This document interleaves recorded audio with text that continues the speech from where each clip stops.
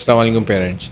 अच्छा, इस वीडियो में मैंने जूनियर क्लास के बच्चों के लिए जो डायरेक्ट हम ABCD सिखाते हैं उससे रिलेटेड एक वीडियो बनाई है, जिसमें हमें ट्रिक मैंने बताई कि किस तरह आपको बच्चों को ABCD सिखानी है और कौन कौन से स्टेप्स हैं जिसके बाद आपको बच्चों को डायरेक्ट ABCD नहीं बतानी पड़ेगी। उसमें जो स्टेप्स को फॉलो करेंगे तो बच्चा खुद ही सीखेगा। वीडियो को पूरा देखें। तो स्टेप 1 जो है वो कहलाता है हमारा स्क्रैम्बलिंग फ्री हैंड राइटिंग। बच्चों को बेसिकली हमको जो है पेंसिल, सबसे पहले तो जो छोटे बच्चे होते हैं उनको होल्डिंग पेंसिल जो है वो ज़रूर आना चाहिए।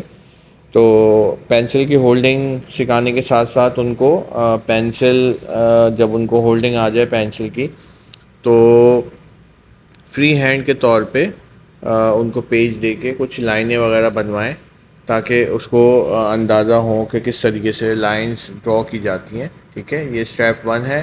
इस स्टेप को फॉलो करते हुए हम आगे की तरफ जाएंगे।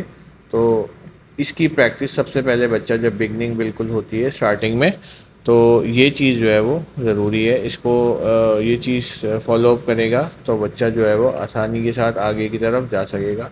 तो स्टेप 1 में सबसे पहले ये चीज़ करवाते हैं। स्टेप 2 में हमारे पास है कंट्रोल्ड स्क्रैम्बलिंग।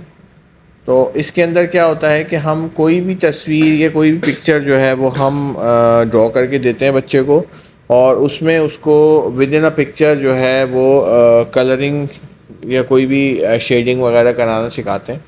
तो इससे ये कि बच्चे को क्योंकि आपको पता है ना कि जो हमारे टेस्ट होते हैं सेंट जोसेफ वगैरह, उसमें जो है हमारे पास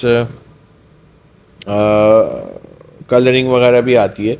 तो हम इस तरीके से बच्चे को प्रैक्टिस कराते हैं कि वो आगे चल के उसको प्रॉब्लम ना हो, और अभी स्टार्टिंग में ही उसको कलरिंग वगैरह जो है वो उस पर कंट्रोल हासिल हो सके।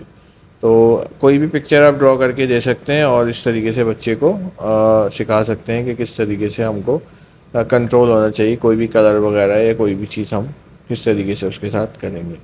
ठीक है, तो ये हमारे पास जो है इसका स्टेप 2 है, और इसको फॉलो करते हुए भी हमें, यानी कि शुरू में जब बच्चा होता है तो इसकी भी प्रैक्टिस हम जितनी ज़्यादा कराएं वो बहुत अच्छा है। ठीक है, तो स्टेप 3 के अंदर हमारे पास क्या होता है, स्टैंडिंग लाइन होता है। यानी कि हमारे पास दो तरीके से लाइन होती हैं, एक स्टैंडिंग लाइन कहलाती है, एक स्लीपिंग लाइन कहलाती है, जो लाइक हॉरिजॉन्टल और वर्टिकल।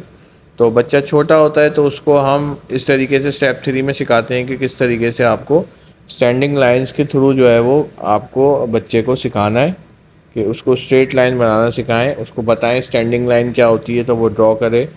ठीक है, ये वर्डिंग उसको जहन में डालें ताकि उसको समझ में आए कि स्टैंडिंग लाइन क्या होती है या स्लीपिंग लाइंस कौन सी होती है। स्टैंडिंग का मतलब जैसे बच्चा खड़ा हो तो उसको बता सकते हैं कि आप खड़े हो रहे हैं तो इसका मतलब स्टैंड हो रहे हैं। ठीक है, या लेट रहे हैं तो स्लीपिंग लाइंस। तो ये स्टेप 3 के अंदर हम स्टैंडिंग लाइन और स्लीपिंग लाइन के ऊपर फॉलो अप कराते हैं, ताकि बच्चे को इन लाइंस का फ़र्क पता चल सके। क्योंकि जब हम ABCD करते हैं तो उसमें लाइंस की जो है वो काफ़ी ज़्यादा चीज़ें जो हैं वो बताई जाती हैं और किस तरीके से आपको फॉलो अप करना पड़ता है। ठीक है, स्टेप 4 में हमारे पास कनेक्टिंग 2 डॉट्स हैं। डैट मीन्स कि आप बच्चे को कोई भी 2 डॉट्स बना के दे दें, चाहे हॉरिजॉन्टल हो, वर्टिकल हो, स्लांट हो, किसी तरीके से भी आप ये करा सकते हैं। तो उस पे आप जो है वो बच्चे को बताते हैं कि किस तरीके से 2 डॉट्स के दरमियान लाइन बनाने सिखाते हैं।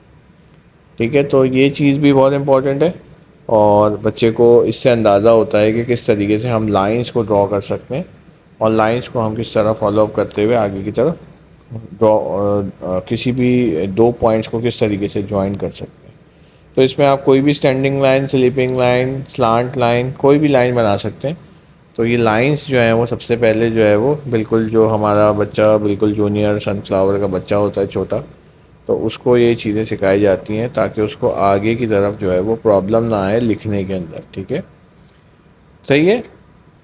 फिर उसके बाद हम क्या कर सकते हैं कि इसमें मैंने बताया नहीं, कनेक्टिंग रैंडम डॉट्स हैं, कोई भी हम डॉट्स लगाएं और उसको बोलें कि इस डॉट्स को इस डॉट से ज्वाइन करें। ठीक है, तो ये जो है हमारा स्टेप नंबर 5 है। इसको फॉलो करते हुए भी बच्चे को अंदाज़ा हो जाता है कि हम अब किस तरीके से लाइंस को ड्रॉ करेंगे। तो लाइंस को फॉलो अप कराना जो है मोस्ट इम्पॉर्टेंट है, लाइंस के बारे में बताएं। इसके बाद फिर आगे की तरफ जो है हमारे पास का पैटर्न कर्व वगैरह उसको सिखाएं, किस तरह हम ख या सी हम किस तरह बनाएंगे, या हम जिगजैग लाइन किस तरह बनाएंगे, या हम गोल लाइंस किस तरह बनाएंगे। तो ये पैटर्न कर्व्स कहलाते हैं। पैटर्न एक जैसे कर्व जो है उसको बनाना सिखाएं।